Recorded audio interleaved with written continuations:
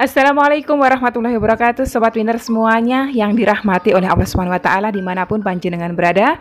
Semoga dalam keadaan sehat walafiat, selalu dalam lindungannya Allah dan selalu dirahmati oleh Allah Subhanahu wa Ta'ala. Amin ya Rabbal Alamin.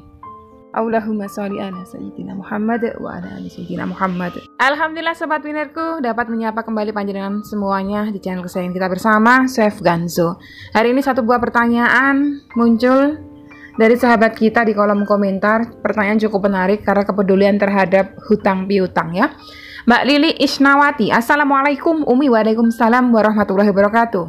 Saya mau bertanya, kalau masih punya hutang riba tapi karena saya kehilangan kontak nomor HP-nya rentenir itu, gimana Umi caranya menyelesaikan hutang riba itu nggih? Mohon pencerahannya Umi. Matur suwun. Sami-sami. Masya Allah, tabarakallah. Kontak udah hilang tapi masih punya kepedulian untuk membayar ya. Ingat, hutang itu harus dibayar ya. Karena kalau kita meninggal dalam keadaan berhutang, Rasulullah saja itu tidak mau mensolatkan jenazah yang masih punya tanggungan hutang. Ini ada riwayatnya ya, ada riwayatnya. Jadi jangan sampai kita meninggal dalam keadaan punya hutang. Kalau kita meninggal dalam keadaan punya hutang, berarti ahli keluarga kita yang harus melunaskannya ya.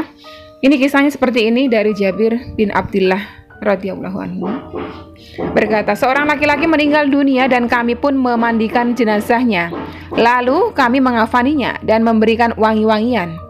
Kemudian kami letakkan untuk disolatkan oleh Rasulullah SAW di tempat khusus jenazah. Kemudian azan solat pun berkumandang. Beliau pun melangkah datang bersama kami dengan melangkah pelan, kemudian bersabda, barangkali rekan kalian ini punya hutang ya. Rasulullah bersabda, bertanya kepada yang hadir di situ. Lalu mereka menjawab, iya, ada 2 dinar. Maka Rasulullah pun mundur dan bersabda, solatkanlah rekan kalian ini. Lalu berkatalah salah seorang di antara kami bernama Abu Qatadah, wahai Rasulullah, utangnya yang 2 dinar itu atas tanggunganku. Maka Rasulullah SAW bersabda, utang itu menjadi tanggunganmu, tertanggung dari hartamu, dan si mayit ini terlepas daripadanya. Lalu kemudian Abu Qatadah berjawab, ya. Maka Rasulullah pun mensolati mayit tersebut.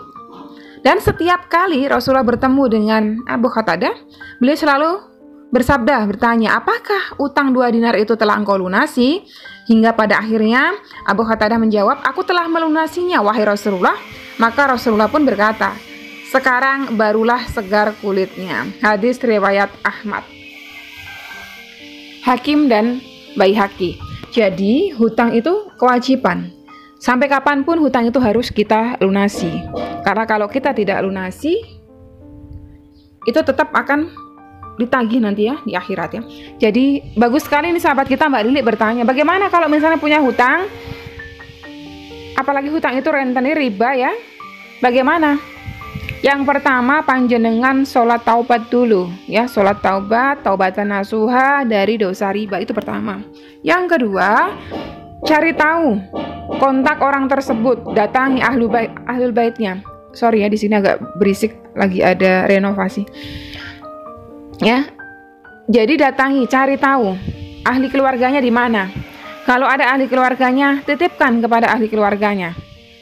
Kalau tidak nemu juga bagaimana Umi? Kalau tidak nemu juga, panjenengan sudah nunggu setahun 2 tahun nggak nemu juga, panjenengan tetap simpan itu uang, sisihkan, jangan sampai kepake ya. Kalau memang itu orang ternyata panjenengan udah nggak temukan, entah dia di mana atau mungkin bahkan udah meninggal, panjenengan bisa sedekahkan uang itu, diniatkan untuk orang tersebut ya, dengan niat pahalanya mengalir untuk orang tersebut. Tapi ini ada tapinya. Hutang riba, kalau itu hutang riba, panjenengan misalnya hutang 1 juta, panjenengan harus kembalikan 1.500.000 misalnya. Panjenengan kembalikan 1 juta saja. Kenapa? Itu sebagai bentuk tanggung jawab panjenengan. Memang panjenengan hutang 1 juta, kembalikan 1 juta.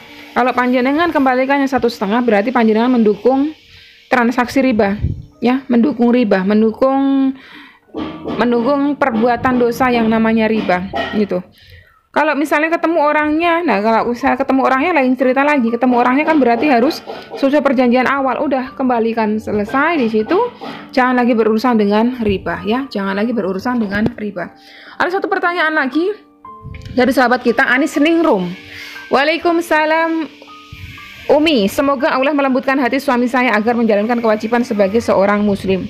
Umi, bagaimana seandainya di tubuh kita ada daging yang tumbuh dari uang haram? Bagaimana cara mohon ampun kepada Allah? Kita tidak tahu sebelumnya bahwa kita makan uang dari uang haram. Kemarin juga ada timbul pertanyaan di DM Instagram, salah seorang sahabat kita dulunya itu punya jabatan penting di salah satu instansi, yang mana beliau itu tidak tahu makan riba atau makan haram apa enggak. Saya bilang, kalau itu yang panjenengan makan gaji jenengan, tunjangan jenengan yang memang sudah tertulis di kontrak kerja, itu sah, itu halal. Tapi kalau itu uang-uang sogokan, ya dari klien, misalnya klien pengen ditandatangani beliau supaya lancar, itu berarti haram karena bukan haknya jenengan. Ya, jenengan sudah digaji oleh perusahaan, ya udah itu haknya jenengan. Di luar daripada itu jangan ambil, jangan makan. Walaupun ada kelebihan, misalnya hasil penjualan, oh ada kelebihan ternyata setelah distorkan ke kasir. Tidak boleh, itu setorkan ke perusahaan ya. Itu haknya perusahaan. Haknya perusahaan, kita tidak boleh makan ya. Kita jangan pernah makan yang bukan hak kita. Nah, bagaimana kalau kita terlanjur makan sesuatu yang haram? Bagaimana cara bertaubatnya? Cara bertaubatnya yaitu taubatan nasuha. Berjanji sungguh-sungguh tidak akan pernah mengulangi yang sama, berarti tidak akan pernah makan lagi yang bukan haknya. Sholat taubat, mohon ampun sebanyak-banyaknya kepada Allah ya.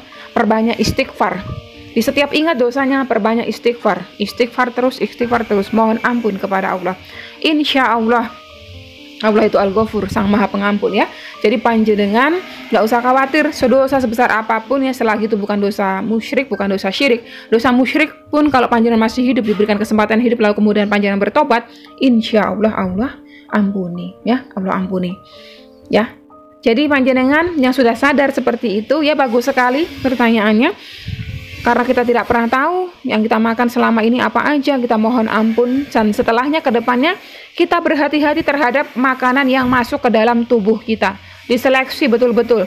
Kalau dikasih nafkah sama suami, tanya betul-betul dapat uangnya dari mana. Ya, dapat uangnya dari mana. Supaya tahu sumbernya dari mana. Ini halal kah haram ya. Kalau ini haram, saya masukkan, saya suapkan ke dalam mulut anak-anakku yang kecil-kecil yang tidak tahu dosa itu, nanti tumbuh ke dalam daging ya, menjadi api neraka di sana. Na'udzubillah min dzalik ya. Sampai di sini dulu sobat winerku video Q&A atau tanya jawab kali ini. Semisal ada yang panjenengan rasa tidak tepat atau kurang berkenan dari penyampaian saya, bisa disampaikan di kolom komentar saran, kritik, masukan dengan bahasa-bahasa yang baik, dengan bahasa-bahasa yang santun. Karena semua yang kita ketikkan, yang kita ucapkan akan dimintai pertanggungjawaban di hadapan Rob kita ya. Wassalamualaikum warahmatullahi wabarakatuh.